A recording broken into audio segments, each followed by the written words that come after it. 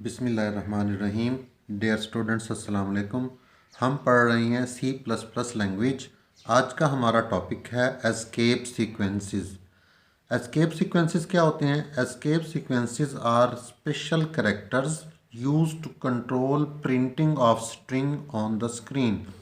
Escape sequences special characters होते हैं जो स्ट्रिंग की प्रिंटिंग को कंट्रोल करते हैं।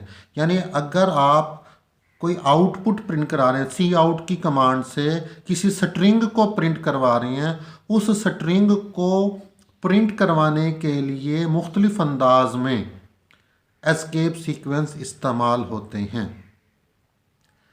अब स्ट्रिंग क्या चीज़ है? Collection of characters written in double quotes is called string. String जो है बहुत सारे कैरेक्टर्स का मजमूआ होती है जो डबल कोटेशन मार्क में डबल कामाज के अंदर लिखे होते हैं। अच्छा, these characters are not displayed in the output. Escape sequences के जो कैरेक्टर्स होते हैं वो आउटपुट में डिस्प्ले नहीं होते, खुद डिस्प्ले नहीं होते। It consist of two characters. Escape sequences दो तरह के कैरेक्टर्स पर मुश्तमिल होती है। एक को कहते हैं कंट्रोल कैरेक्टर और दूसरे को कहते हैं कोड कैरेक्टर। कंट्रोल कैरेक्टर क्या है?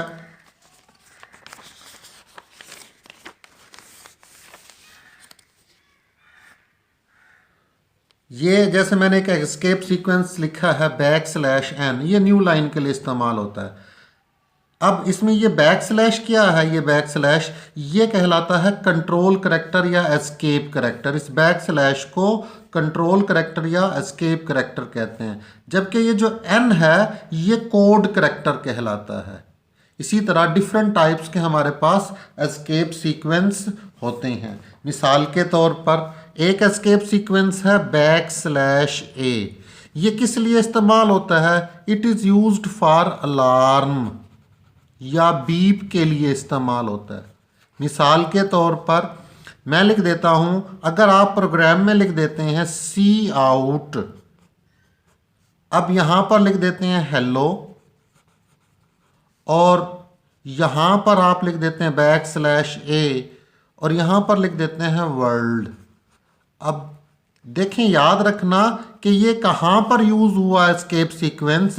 \a अलार्म के लिए या बीप के लिए इस्तेमाल होता है, इसको कह रहे हैं \a को एस्केप सीक्वेंस कह रहे हैं हम। इसी तरह \n भी एस्केप सीक्वेंस है। इसमें बैकस्लैश क्या है? कंट्रोल कैरेक्टर या एस्केप कैरेक्टर, और जो a है ये क्या है हमारे पास? ये कोड कैरेक्टर है। अब जब हमने लिखना कहाँ पर है?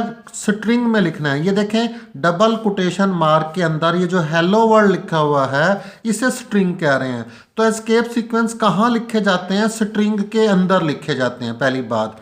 अब सी आउट की कमांड क्या करती है? प्रिंट करवाती है। अब इसकी आउटपुट कैसे प्रिंट होगी? इसकी आउटपुट प्रिंट होगी, ये प्रिंट करेगा हेलो। हेलो प्रिंट कर लिया। हेलो प्रिंट करने के बाद क्या है हमारे पास? Escape sequence \a। उसके बाद ये एक बीप बजाएगा, लेकिन उसके लिए याद रखें आपके लैपटॉप या आपका जो डेस्कटॉप पीसी है उसका जो इंटरनल स्पीकर है वो प्रॉपर सही तरीके से काम करता हो, तब जाकर वो आपको वो बीप सुनाई देगी।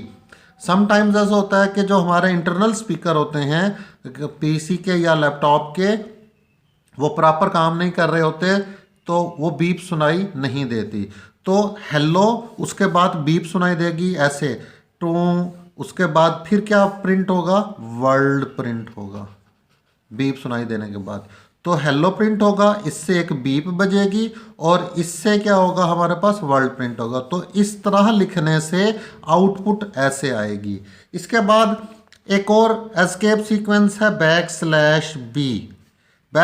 \b जो है ये किस लिए इस्तेमाल होता है? बैक स्पेस के लिए इस्तेमाल होता है, बैक स्पेस के लिए।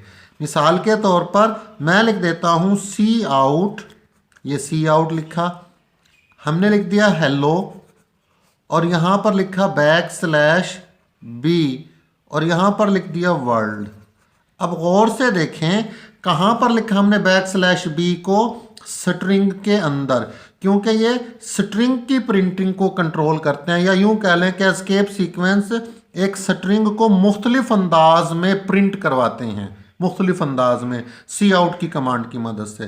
तो लिखे जाते हैं किसके अंदर, डबल कोटेशन मार्क के अंदर। डबल कोटेशन मार्क के अंदर जो भी अल्फाज लिखे जाएं, जो भी करेक्टर्स लिखे जाएं, उन्हें स्ट्रिंग कहते हैं। तो ये स्ट्रिंग है। अब क्या होगा, सी आउट का काम होता है प्रिंट करवाना। ये क्या प्रिंट करेगा, हेलो प्रिंट करेगा। हेलो प्रिंट करने के बाद देखें ये हेलो, बैक स्लैश बी से क्या होगा, ये जो कर्सर है, कर्सर ये किसके नीचे आ जाएगा, ओ के नीचे आ जाएगा। Backslash B, backspace यानी एक स्पेस बैक आ जाएगा, यानी ओ को डिलीट कर देगा। और वर्ल्ड क्या होगा, ओ के ऊपर क्या लिखा जाएगा, WORLD। तो ये हेल वर्ल्ड, ये इसकी जो है वो आउटपुट बनेगी। तो बैक स्लैश बी ने क्या किया, हेलो प्रिंट किया। हेलो प्रिंट करने के बाद जो ओ है, ओ पे क्या बैक स्लैश बी की वजह से कर्सर ओ के ऊपर आ जाएगा, यानी क्या हो जाएगा, ओ जो है वो ख़त्म हो जाएगा। और वर्ल्ड जब प्रिंट होगा तो ये W जो है, वर्ल्ड का W, ये O के ऊपर प्रिंट हो जाएगा। इसी तरह एक और एस्केप सीक्वेंस है \F, इसे बोलते हैं फार्म फीड। फार्म फीड मिसाल के तौर पर ये क्या होगा, मिसाल के तौर पर सी आउट, हम लिख देते हैं हेलो और वर्ल्ड \F। अच्छा, एस्केप सीक्वेंस को आप यहाँ पर भी लिख सकते हैं, आखिर में भी लिख सकते हैं, शुरू में भी लिख सकते हैं। याद रखना, बस ये याद रखना है कि किस एस्केप सीक्वेंस से क्या काम सर अंजाम देते हैं, ये आपने याद रखना है। ये ज़रूरी नहीं है कि हेलो और वर्ल्ड के दरमियान में लिखेंगे। अगर आप आखिर में लिखेंगे तो क्या होगा, हेलो प्रिंट होगा, वर्ल्ड प्रिंट होगा और कर्सर एक स्पेस बैक आ जाएगा। ये याद रखना है। अच्छा, सी आउट हेलो वर्ल्ड, अब इससे क्या होगा, फार्म फीड से क्या होता है, हेलो प्रिंट होगा, वर्ल्ड प्रिंट होगा। उसके बाद ये जो \F है, ये है हमारे पास एस्केप सीक्वेंस। इसकी मदद से हम, ये क्या होगा, जब फार्म फीड, जब हेलो वर्ल्ड प्रिंट हो जाएगा तो उसके बाद एक पेज जो है वो ब्लैंक छोड़ देगा और अगली आउटपुट एक ब्लैंक पेज के बाद प्रिंट होगी। इट मीन्स कि ये प्रिंटिंग, जब किसी आउटपुट को आपने प्रिंटर से प्रिंट करना हो, प्रिंटिंग को कंट्रोल करना हो, तो फिर क्या किया जाता है, यहाँ पर \F से एक पेज जो है वो छोड़कर ये प्रिंट करेगा। इसी तरह हमारे पास है \N, ये न्यू लाइन के लिए इस्तेमाल होता है, न्यू लाइन।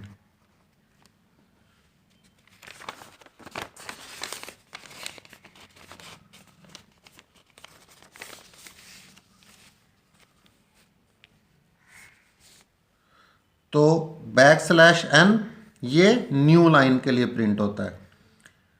न्यू मिसाल के तौर पर क्या है, सी आउट, हम लिख देते हैं हेलो \N वर्ल्ड। इससे क्या होगा, हेलो प्रिंट होगा, सी आउट की कमांड हेलो के \N से क्या करेगा, कंप्यूटर नई लाइन पर आ जाएगा और वर्ल्ड नई लाइन पर प्रिंट होगा। तो इस तरह आउटपुट प्रिंट होगी। तो याद रखें, सी आउट की कमांड क्या कर रही है, प्रिंट करवा रही है। \N न्यू लाइन के लिए इस्तेमाल होता है। ये एस्केप सीक्वेंस है। इसी तरह हमारे पास जो एस्केप सीक्वेंस है वो है \R, इसको बोलते हैं हम कैरिज रिटर्न, कैरिज रिटर्न। मिसाल के तौर पर हम लिखते हैं सी आउट हमने लिख दिया हेलो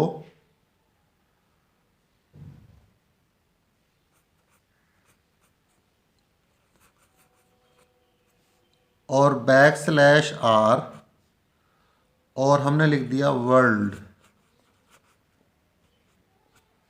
इससे क्या होगा, सी आउट कैरिज रिटर्न, ये कैरिज रिटर्न कर्सर को लाइन के स्टार्ट में ले जाता है, कर्सर को लाइन के स्टार्ट में ले जाता है। मिसाल के तौर पर हम सी आउट से क्या हुआ, हेलो प्रिंट हो गया। जब हेलो प्रिंट होने के बाद कर्सर यहाँ पर आएगा, हेलो प्रिंट होने, बैक स्लैश आर का काम क्या है, इस कर्सर को लाइन के स्टार्ट में ले जाएगा। यहाँ पर इस कर्सर को लाइन के शुरू में ले जाते, it moves the cursor to the start of current line, यानी मौजूदा लाइन के स्टार्ट में। अब कर्सर बैक स्लैश आर की वजह से कहाँ आ गया, यहाँ पर स्टार्ट में आ गया। अब वर्ल्ड, वर्ल्ड जो है ये डब्ल्यू एच के ऊपर लिखा जाएगा, ओ ई के ऊपर लिखा जाएगा, आर एल के ऊपर लिखा जाएगा, एल एल के ऊपर आ जाएगा, डी जो है वो ओ के ऊपर। तो आपको जो आउटपुट नज़र आएगी वो सिर्फ वर्ल्ड नज़र आएगी है, क्यों? और ये वर्ल्ड किसकी वजह से, किसके ऊपर प्रिंट हो गया, हेलो के ऊपर प्रिंट हो गया। तो बैक स्लैश आर का काम क्या होता है, कर्सर को करंट लाइन के, मौजूदा लाइन के स्टार्ट में ले जाता है। तो अगर भी ये यहाँ पर ना होता तो हेलो प्रिंट होता, उसके आगे वर्ल्ड प्रिंट होता। अब हेलो प्रिंट हुआ, बैक स्लैश आर की वजह से कर्सर शुरू में आ गया, डब्ल्यू जो है वो एच के ऊपर प्रिंट हुआ है, ओ जो है वो ई के ऊपर, क्योंकि कर्सर जहाँ पर कर्सर होता है प्रिंट, कोई भी करैक्टर उस जगह पर प्रिंट होता है, ये याद रखना है आपने। इसी तरह हमारे पास बैक स्लैश टी है, बैक स्लैश टी, ये टैब के लिए इस्तेमाल होता है, टैब के लिए। टैब क्या होता है, सी आउट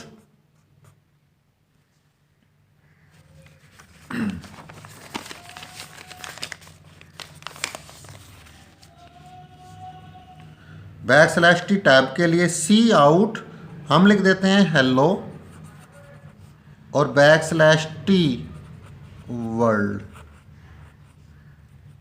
अब क्या होगा, इससे हेलो प्रिंट होगा और टैब से एक टैब आएगा। टैब का मतलब है कि यहाँ पर 8 करैक्टर्स की स्पेस आ जाएगी, 1 2 3 4 5 6 7 8, और वर्ल्ड आ जाएगा।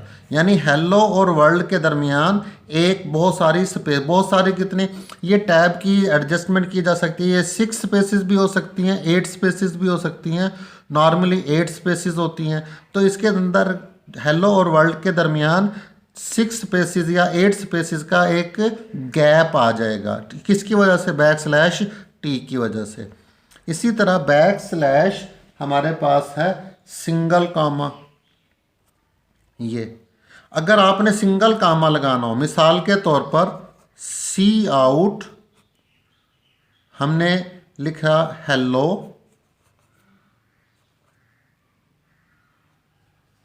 अब हेलो को यूं लिखने से क्या होगा, हेलो, तो ये हेलो प्रिंट हो जाएगा। मैं कहता हूं कि ये सिंगल कामाज आ जाए यहाँ पर, इसके दोनों साइड पर, तो यहाँ पर और यहाँ पर, ऐसे जवाब में सिंगल कामा आ जाए यहाँ पर। तो मैं क्या करूँगा, ये यहाँ पर शुरू में लगाऊंगा, यहाँ पर, और इसको यहाँ पर लगाऊंगा ऐसे। तो ये क्या होगा, सिंगल कामाज के अंदर है। इसी तरह डबल कामाज के लिए भी इस्तेमाल हो सकता है, जैसे ये सी आउट, मैं कहता हूं यहां पर आ जाए पाकिस्तान। अगर मैं इसको ऐसे लिख देता हूं, पाकिस्तान पाकिस्तान, तो ये सिंपल पाकिस्तान प्रिंट होगा। मैं कहता हूं जवाब में ये कोटेशन मार्क भी प्रिंट हो, उसके लिए क्या होगा, ऐसे और ऐसे, ये ऐसे इसको लिखना पड़ेगा, तो डबल कोटेशन मार्क लगाने के लिए इस्तेमाल होता है। तो हमारे पास कितनी किस्म के एस्केप सीक्वेंस हैं, जैसे बैक स्लैश ए था, बैक स्लैश एफ था, बैक स्लैश एन था, बैक स्लैश आर था, बैक स्लैश टी था, बैक स्लैश जो है ये सिंगल कामा, इसी तरह डबल कामा। इसी तरह हमारे पास बैक स्लैश प्रिंट करने के लिए ऐसे दो हम ये भी इस्तेमाल कर लेते हैं आमतौर पर। डबल बैक, ये किस लिए इस्तेमाल होता है, डबल बैक स्लैश एक बैक स्लैश को प्रिंट करवाने के लिए इस्तेमाल होता है। कहीं पे भी बैक स्लैश प्रिंट करवानी हो तब इस्तेमाल ये करते हैं। तो ये मुख्तलिफ़ किस्म के एस्केप सीक्वेंस हैं जो स्ट्रिंग की प्रिंटिंग को कंट्रोल करते हैं जब सी आउट की कमांड से किसी स्ट्रिंग को प्रिंट करवा रहे होते हैं, किसी भी आउटपुट को प्रिंट करवा रहे होते हैं। उम्मीद है आपको ये लेक्चर समझ आ गया होगा। आपने एक प्रोग्राम बनाना है जिसमें इसको बारी बारी लिख कर कोड करके इनका इफ़ेक्ट देखना है ताकि आप इस लेक्चर को आसानी से समझ सकें। नेक्स्ट लेक्चर में मुलाकात होगी। अपना ख्याल रखिएगा। अल्लाह हाफिज़।